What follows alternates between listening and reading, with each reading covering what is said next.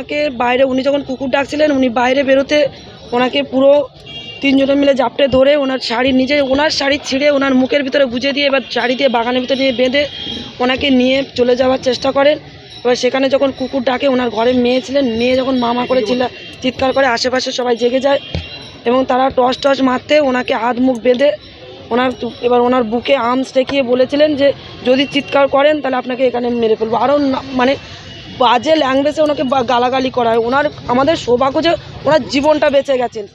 অন্বেষা মণ্ডলও অভিযোগ করেছে, অন্বেষা মণ্ডলও বাস্তবটাকে সামনে এনেছে, প্রতিবাদ করেছে। She is also rape victim. ও যখন বলেছে তখন ওকে, অন্বেষা মণ্ডলকে মুখ চাপা দিয়ে তিনজন তৃণমূলের দুষ্কৃতী বাড়ি থেকে নিয়ে হাত পা মুখ বেঁধে তাকে, আজকে যদি লোকজন না আসতো ওকে হয়তো পুকুরে পাওয়া যেত, বলে পুকুরের জলে ডুবে মারা গেছে।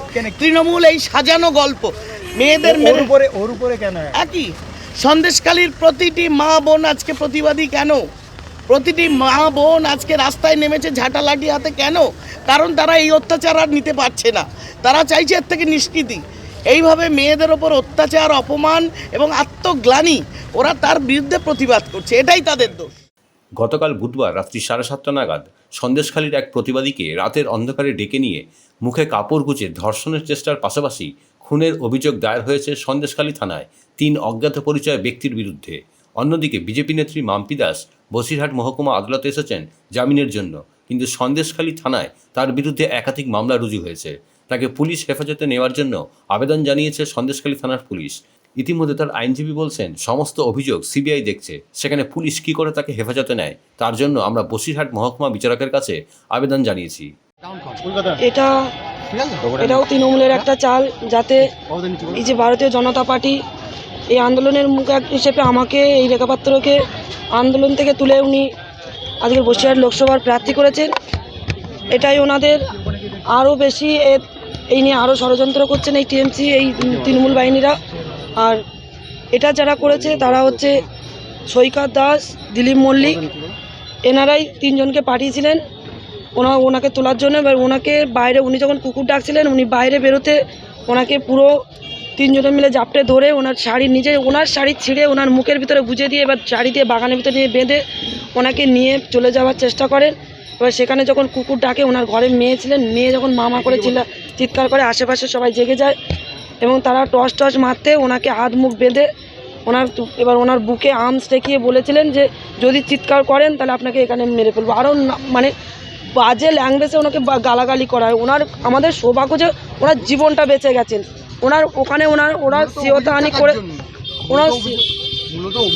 দেখুন, দিলীপ মল্লিক আর সৈকত দাস এরাই লোক পাঠিয়েছিলেন তোলার জন্য। সেটা ভিকটিম নিজে সাক্ষী দেবে, কারণ ভিকটিমের সামনেই ওরা ফোনে কথা বলেছিলেন ওনার সামনে যে স্যার, দিলীপ মল্লিক স্যার, সৈকত স্যার, ওনার তোলা হয়ে গেছে, আমরা কোথায় নিয়ে যাব। সেখানে এইভাবে বলা হয়েছে যে ওকে রেপ করতে লাগো, আমরা আসছি। কথাটা কেমন বোঝা যায়? তাহলে ওর সম্মান নষ্ট করে ওকে মেরে ফেলবে, ওকে মার্ডার করে দেওয়ার পুরো পরিকল্পনা ছিল। আর ওকে মার্ডার করে দিয়ে আমার এগেনস্টে ওনারা আরও ভয়ঙ্করভাবে মানে একটা বদনাম করার একটা চেষ্টা চালিয়ে গেছে। এইটা শুধু তৃণমূল বাহিনীরাই করছে, সেটা ওনাদের থেকে সম্ভব হয়নি। যারা দিচ্ছে তারা তৃণমূলের চক্রান্তে পা দিয়ে ফেলেছে। তারা ভয়ে ভীত হয়ে তারা এই কথাগুলো বলছেন।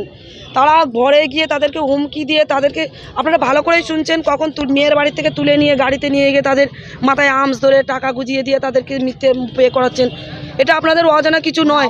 এই তৃণমূলের সাদা কাগজে আবার সই করে নিচ্ছে বলছে।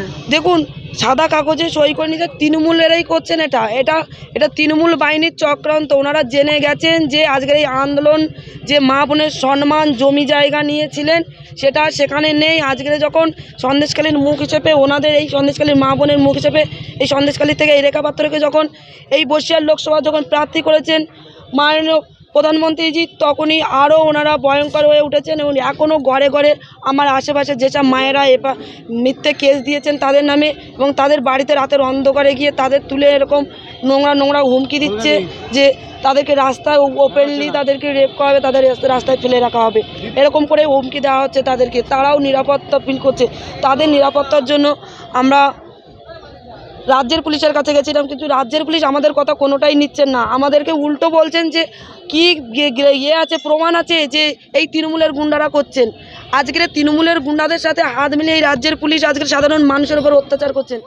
এরা কখনোই আন্দোলনেই ছিলেন না, এনারা শুধু মুখ দেখানোর জন্য ছিলেন। এনারা কখনোই আমাদের এই আন্দোলনে ছিলেন না। এরা তৃণমূলেরই একজন সদস্যর স্ত্রী, তাই আমি এনাদের নিয়ে বাড়তি কিছু বলবো না। এরা ছিল না যেখানে, সেখানে আমাদের কিছু বলার নেই। আজকে যে মা বোনেরা ছিল তাদের ওপরেই কালকের এই অ্যাটাক হয়েছে, এটা আপনারা দেখতে পাচ্ছেন। এবং তার কপাল জোরে সে বেঁচে গেছে, কপাল জোরে সে বেঁচে গেছে। তাকে তো পুরো মার্ডার করে দেওয়ার হুমকি দেওয়া ছিল। তার হাতে, তিনজনের হাতে আর্ম ছিল, ধারালো অস্ত্র ছিল। তাহলে বুঝতেই পারছেন এখানে তৃণমূল বাহিনী কিভাবে সন্দেশখালীর মা বোনেদের উপরে অত্যাচার চালিয়ে যাচ্ছে। যখন আজকে কোর্টে প্রডিউস করা হবে, শোনার পরে সেটা বলা হচ্ছে, সেটা আমি শুনতে পাচ্ছি এলাকা থেকে যে হয়তো রাস্তা থেকে নামিয়ে নিতে পারতে, যাতে হাইকোর্টে পেশ করার আগে নামিয়ে নিলে সমস্ত সমস্যার সমাধান হিসেবে